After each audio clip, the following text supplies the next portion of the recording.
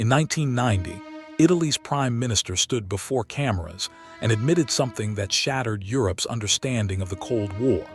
NATO had operated secret armies across Western Europe for 40 years, armies that answered to no government, armies that carried out terrorist attacks against their own citizens.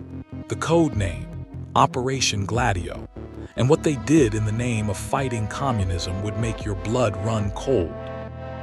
October 24, 1990, Italian Prime Minister Giulio Andreotti walked to a podium in Rome. Behind him, decades of conspiracy theories were about to become documented fact. He began reading from classified documents that proved beyond doubt NATO had built a secret paramilitary network across Europe, stay-behind armies, shadow operatives, hidden weapons caches, all waiting for Soviet invasion. But that wasn't the shocking part. The shocking part was what they did while they waited. The name came from the Roman short sword, Gladio, the gladius, a weapon wielded in the shadows. And for 40 years, from the end of World War II until 1990, this network operated in Italy, France, Belgium, Germany, Spain, Portugal, Greece, Turkey, and beyond. Funded by the CIA, coordinated by NATO, hidden from elected governments. They stored weapons in underground bunkers. They recruited former fascists and Nazi collaborators. They maintained parallel command structures. And when the communist threat seemed too distant, when public support for leftist parties grew too strong, some elements of Gladio did something unthinkable. They became the threat themselves. What you're about to hear isn't theory. It's not speculation. In 1990, multiple European governments confirmed Operation Gladio's existence. The European Parliament investigated. NATO acknowledged it. Documents were declassified, and the picture that emerged was darker than anyone imagined. To understand Operation Gladio, we must go back to 1945. World War II had ended. Europe was in ruins, and a new threat emerged, the Soviet Union. The Red Army occupied Eastern Europe. Communist parties were gaining strength in France, Italy, and Greece. Western intelligence agencies, particularly the CIA and Britain's MI6, feared that if the Soviets invaded Western Europe, resistance would collapse before American reinforcements could arrive. The solution: create stay-behind armies, secret networks of civilians trained in guerrilla warfare, sabotage, and intelligence gathering. If Soviet tanks rolled west, these networks would activate.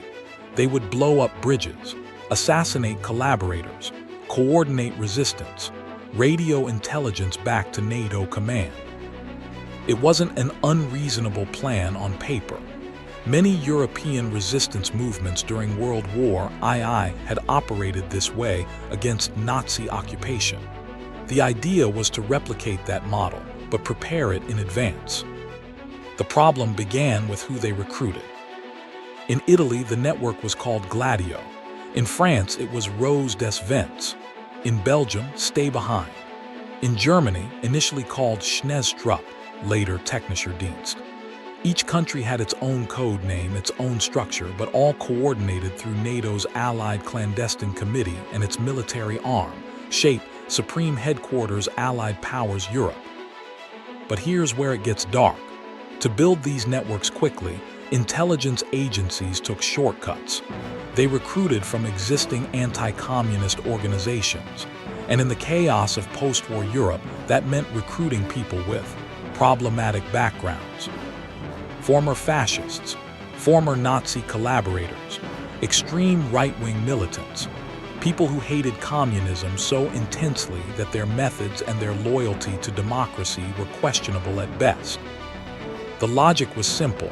These men knew how to fight. They had networks. They were motivated. They would never collaborate with communists. So intelligence agencies trained them, armed them, and set them loose with minimal oversight. What could possibly go wrong? Everything could go wrong. And in Italy, it did, in ways that would terrorize a nation for decades. The 1960s and 70s in Italy were chaotic. Student protests, labor strikes, economic instability, and the Italian Communist Party, PCI, was growing stronger. By the 1970s, the PCI was the largest communist party in Western Europe, winning nearly 35% of the vote in some elections.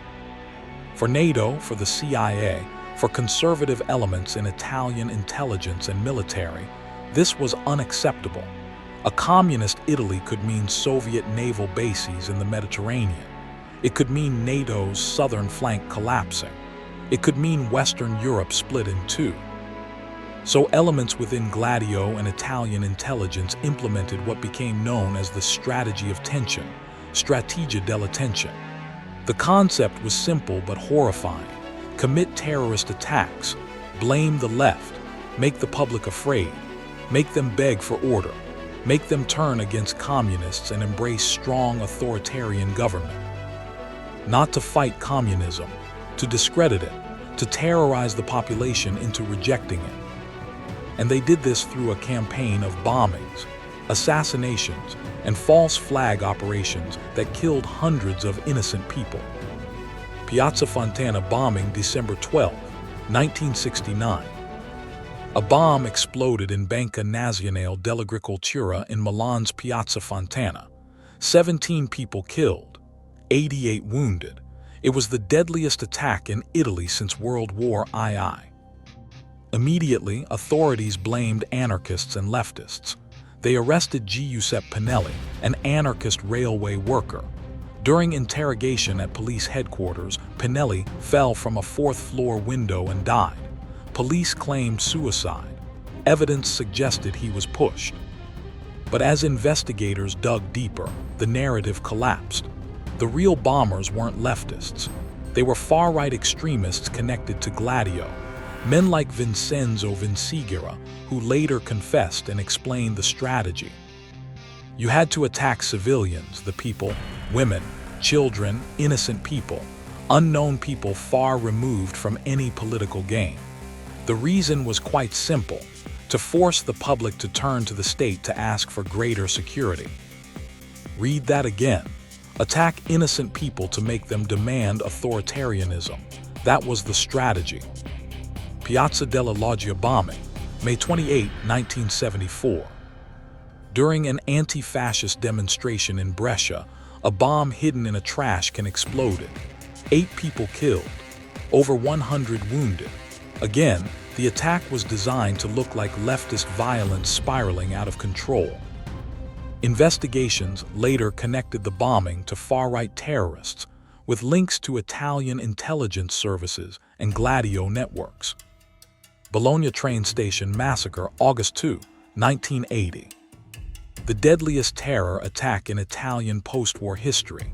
A bomb exploded in the waiting room of Bologna's central train station during peak summer travel. 85 people killed, over 200 wounded. The blast was so powerful it partially collapsed the building. For years, authorities blamed far-left terrorists, but investigations eventually revealed the truth. Far-right terrorists with connections to Italian intelligence services, the P2 Masonic Lodge, and elements of the Gladio network carried out the attack. Vincenzo Vinciguerra, the terrorist who confessed to other Gladio-linked attacks, described the structure. There exists in Italy a secret force parallel to the armed forces, composed of civilians and military men, in an anti-Soviet capacity, to organize a resistance on Italian soil against a Russian army. He continued, a secret organization, a superorganization with a network of communications, arms and explosives and men trained to use them. A superorganization which, lacking a Soviet military invasion which might not happen, took up the task on NATO's behalf of preventing a slip to the left in the political balance of the country. NATO's behalf, that's what he said, preventing democracy from functioning if it produced the wrong result. But Italy wasn't the only country where Gladio operated. Across Europe, similar networks engaged in similar activities, and what happened in Belgium might be even more disturbing. Between 1982 and 1985, Belgium was terrorized by a series of brutal attacks that became known as the Brabant massacres or the naval gang attacks. Armed men raided supermarkets and restaurants. They didn't just rob them. They murdered people execution style. 28 people killed in total, many shot in the back or head at close range. The attacks had no clear motive. The money stolen was minimal. The violence was extreme and seemingly random. Police were baffled. No group claimed responsibility. No demands were made. Then in 1990, when Gladio was exposed, investigators began connecting dots. Witnesses described the attackers as highly trained, using military tactics. The weapons used were traced to arms caches connected to Belgium's stay-behind network. Several suspects had links to Belgian military intelligence and extreme right-wing groups. Parliamentary investigations in Belgium concluded that elements of the Gladio network were likely involved. The attacks served no robbery purpose. They served a political purpose: create fear, destabilize the government, justify increased security measures, discredit leftist politicians who were seen as soft on crime. But the case was never fully solved. Key evidence disappeared. Witnesses died under suspicious circumstances. Files were destroyed. To this day, no one has been convicted for the Brabant massacres, despite overwhelming evidence of security service involvement. And the pattern continued across Europe. In Turkey, in Greece, in France, in Portugal, in Spain. Wherever Gladio operated, similar patterns emerged. But how did they keep it secret for so long? Operation Gladio wasn't a single organization. It was a network of networks, a web of cells that often didn't know about each other. This compartmentalization was deliberate. If one cell was exposed, it couldn't compromise the others. At the top, NATO's Clandestine Planning Committee, CPC, later renamed Allied Clandestine Committee, ACC. This committee, composed of senior NATO intelligence officers, coordinated activities across member states. Below that, national intelligence services. In Italy, it was SISMI, military intelligence. In France, SDECE. In Germany, BND. Each national service ran its own stay-behind network but reported to NATO command. At the operational level, the actual Gladio members, civilians and former military personnel, they met occasionally for training. They knew where weapons caches were hidden. They had emergency communication protocols. But most of the time, they lived normal lives. Shopkeepers, teachers, businessmen, sleeper agents waiting for activation. Across Europe, weapons were hidden in underground bunkers, forest clearings, mountain caves, and even cemeteries. These caches contained explosive C4, dynamite grenades, automatic weapons, rifles, machine guns, mortars and anti-tank weapons, communications equipment, radios, codes, survival supplies, food, medical kits, cash. In Italy alone, 138 weapons caches were discovered after 1990. Many more were suspected but never found. Some caches dated back to the 1950s, their contents degraded and dangerous. In Belgium, a cache exploded accidentally in 1984, revealing its existence years before the official admission of Gladio's operations. Gladio recruited from several sources. 1. Former resistance fighters from WWII who had fought against Nazis. 2. Anti-communist militants from right-wing organizations. 3. Military personnel with special forces training. 4. Business leaders who could provide funding and cover. 5. Organized crime figures who could operate outside legal constraints. This last category is particularly disturbing. In Italy, connections between Gladio and the mafia were documented. Criminal organizations provided muscle, weapons, and plausible deniability. If an operation went wrong, blame the mafia, not the government. Money flowed through multiple channels. CIA black budgets, untraceable funds. NATO military spending, hidden in larger appropriations. National intelligence budgets marked as special operations. Private donors, wealthy industrialists who feared communism. Money laundering through banks like Banco Ambrosiano, whose president Roberto Calvi was found hanged under London's Blackfriars Bridge in 1982 in what was ruled a murder disguised as suicide. The amounts were staggering. Estimates suggest hundreds of millions of dollars over 4 decades. But none of this was supposed to become public. The plan was for Gladio to remain secret forever. So what happened? How did the world find out? The exposure of Operation Gladio came not from whistleblowers or investigative journalism, but from Italian politics and the end of the Cold War. In the 1980s, Italian magistrate Felix Casson was investigating the 1972 bombing in Pitino, a small village where a car bomb killed 3 Carabinieri military police. The investigation had been botched, evidence mishandled, false leads pursued. It stank of cover-up. Casson dug deeper. He discovered that the explosives used matched those from a Gladio weapons cache. He found that neo-fascist terrorist Vincenzo Vinciguerra, who confessed to the bombing, had connections to Italian intelligence services. He uncovered documents showing that military intelligence had deliberately misdirected the original investigation. But when Casson tried to investigate further, he hit walls. Files were missing. Witnesses refused to talk. Superior officers blocked him. This was 1984 and the Cold War was still on. Gladio was still operational. The secrets were still protected. Casson persisted. For 6 years, he chipped away at the wall of silence. He interviewed hundreds of witnesses. He traced weapons. He followed money. He built an irrefutable case. By 1990, the world had changed. The Berlin Wall had fallen. The Soviet Union was collapsing. The Cold War was over. The justification for Gladio preparing for Soviet invasion no longer existed. In July 1990, Judge Casson's investigation was leaked to the press. Italian newspapers began publishing details about secret stay-behind armies. The story went viral. Parliament demanded answers. On October 24, 1990, Prime Minister Giulio Andreotti, under intense pressure, admitted the truth. He confirmed that Gladio existed. He provided some documentation to Parliament. He claimed it was purely defensive, never involved in terrorism. But the admission opened floodgates. Other European countries were forced to respond.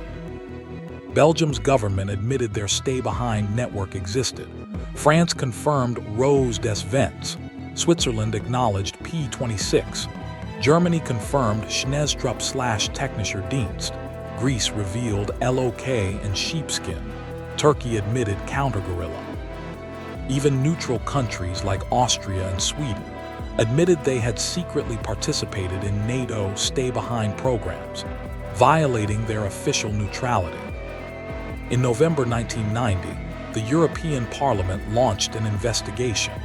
The resolution they passed was damning. The European Parliament protests vigorously at the assumption by a clandestine intelligence and operation network of the right to encourage the strategy of tension. Calls on the governments of the member states to dismantle all clandestine military and paramilitary networks.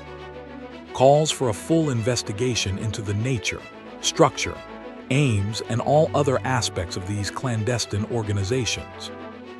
The investigation revealed that Gladio operations existed in Italy, Gladio; France, Rose des Vents; Belgium, stay behind SDRA 8; Netherlands, INO; Luxembourg, stay behind; Denmark, Upsalen; Norway, Rock; Germany, TDBDJ; Greece, LOK; Turkey, counter-guerrilla; Spain, stay behind; Portugal, Agenter Press; Austria, OWSGV; Finland, Secret Resistance Network; Sweden IB/Viborg. Switzerland P26. 16 countries, 40 years, thousands of operatives, hundreds of weapons caches, and a legacy of violence that might never be fully understood. But here's the most disturbing question. Did Gladio actually end in 1990, or did it just go deeper underground? Question 1. Who really controlled it? Official accounts say NATO coordinated Gladio, but national governments controlled their own networks. But evidence suggests something murkier.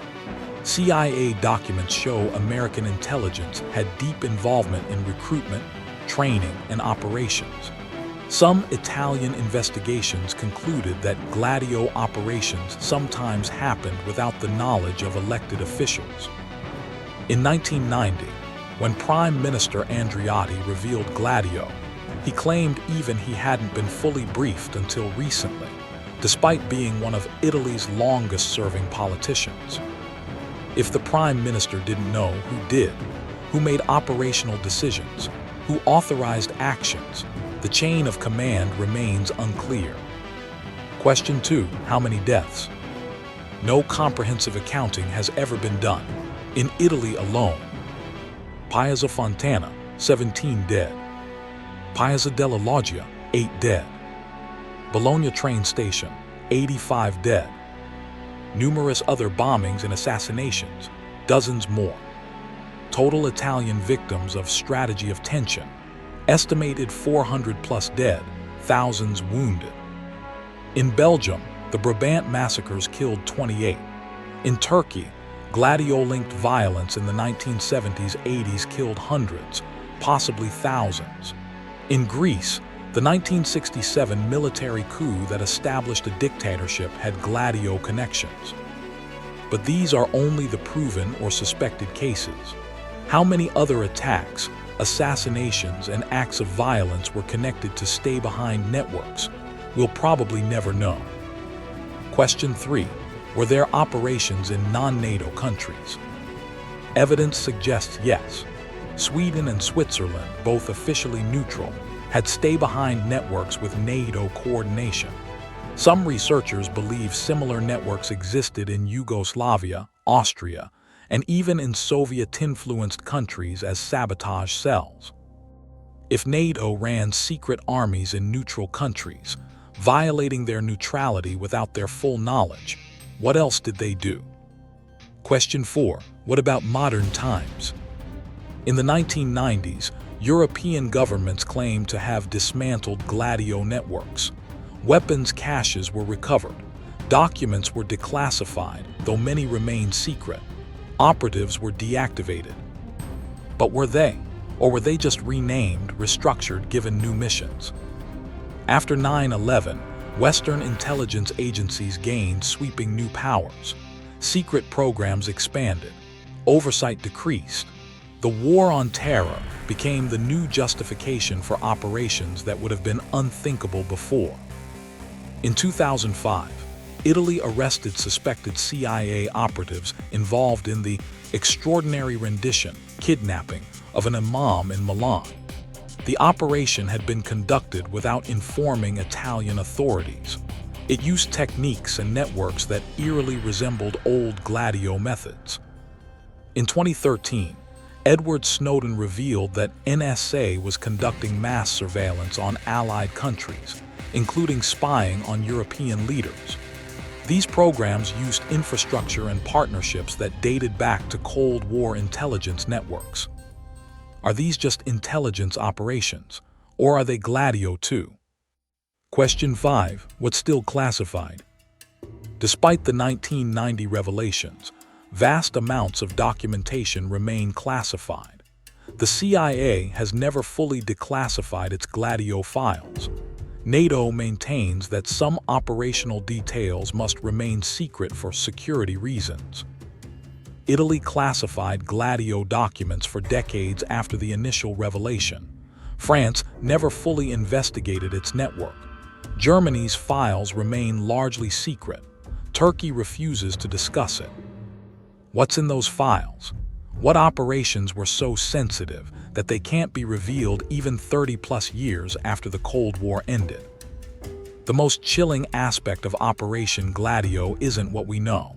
It's what we don't know. It's the questions that can't be answered because documents are destroyed, witnesses are dead, and governments still refuse to tell the full truth. To truly understand Gladio, you must understand Propaganda Do, or P2. This was a secret Masonic lodge in Italy that connected Gladio to the highest levels of Italian society. P2 was led by Licio Gelli, a former fascist who had fought for Mussolini and later became a liaison between Italian intelligence and right-wing networks. P2's membership list, discovered in 1981, included 3 cabinet ministers, 43 members of parliament, 43 generals and admirals, 8 chiefs of intelligence services, chief of police, Italy's most powerful journalists and media owners, major industrialists and bankers, mafia bosses, nearly 1,000 of Italy's most powerful men, all in a secret lodge, all connected to Gladio operations, all working to prevent leftist parties from gaining power. P2 was essentially a shadow government. It could influence elections, manipulate media, direct intelligence operations, and coordinate with organized crime. When investigators raided Gelli's villa in 1981, they found documents outlining a plan called Piano di Rinascita Democratica, Plan for Democratic Rebirth, essentially a blueprint for authoritarian takeover disguised as reform.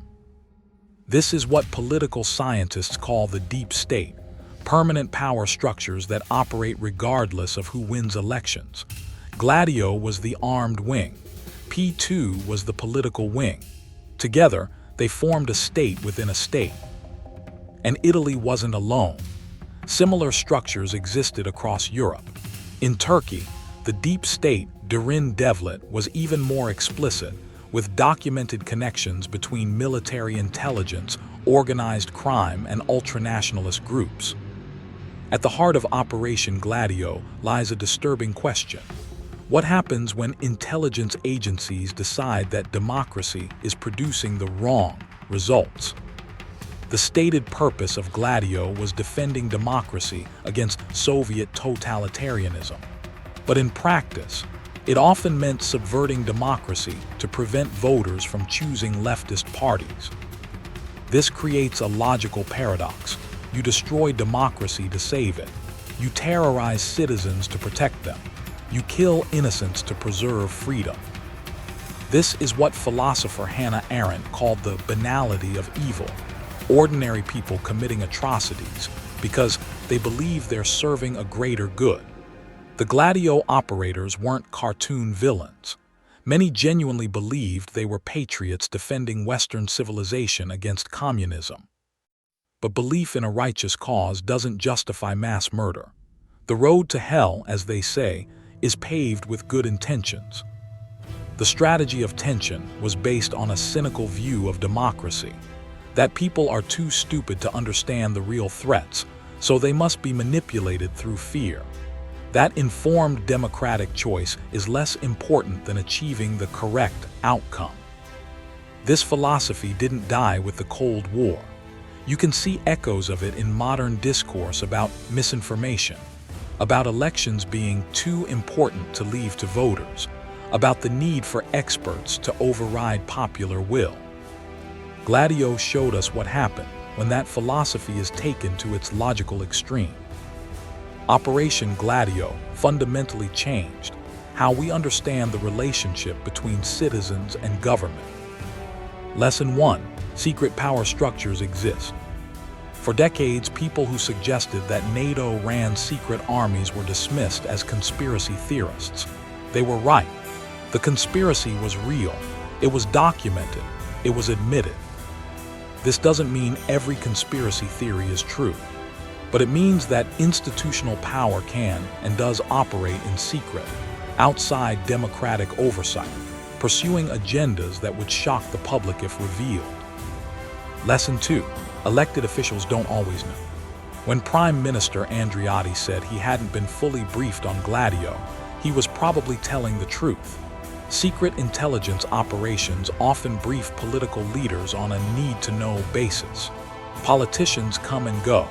Intelligence agencies endure. This creates a permanent power structure that transcends democratic accountability. Voters can't control what they don't know exists. Lesson 3. National security can justify anything. Every Gladio operation was justified by national security. Every weapons cache, every recruitment of fascists, every act of violence, all done to protect the nation. But who defines what national security means? Who decides what threats justify what responses? When security requires secrecy from citizens, when it requires lying to elected officials, when it requires terrorizing your own population, has it become its own threat? Lesson 4. The enemy we create. Gladio was created to fight Soviet communism. But the actual communist threat to Western Europe was always debatable. The Soviets never invaded. The coup never came. The revolution never happened. What did happen was that elements of Gladio became the very terror they claimed to oppose. They became the destabilizing force. They became the threat to democracy. How many other security programs follow this pattern? How many become the problem they were created to solve? Today, thousands of pages of Operation Gladio documents sit in archives across Europe, declassified, available to researchers. The European Parliament's investigation is a matter of public record. Italian court documents detail specific operations. Testimonies from participants are documented. Operation Gladio was real. It happened. It killed people. It manipulated elections. It terrorized civilians. It operated outside democratic control. All confirmed. All admitted. But the story isn't over. Most documents remain classified. Most operations remain uninvestigated. Most perpetrators were never prosecuted. Licio Gelli, the P2 mastermind, died in 2015 at age 96, never having spent significant time in prison despite being convicted of multiple crimes. The structures that enabled Gladio, intelligence agencies with minimal oversight, secret military programs, connections between security services and organized crime, the philosophy that democracy can be sacrificed to save it, all still exist.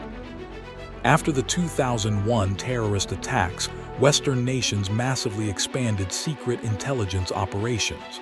The Patriot Act, extraordinary rendition, black sites, mass surveillance, drone assassinations, all justified by national security, all operating with minimal democratic oversight. Are these programs fundamentally different from Gladio? Or are they Gladio's children, born from the same logic, serving the same purpose? We learned about Operation Gladio 40 years after it began. 40 years of secrets, 40 years of lies, 40 years of democracy being undermined by those claiming to protect it. What operations are running now that we'll learn about in 2065?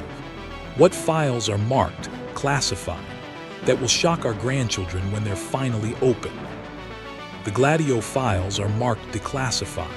The operations are marked terminated. The networks are marked dismantled. But the philosophy that created them, the belief that democracy is too important to be left to voters, the willingness to sacrifice citizens for strategic goals, that might still be operational, and it might be marked eyes only.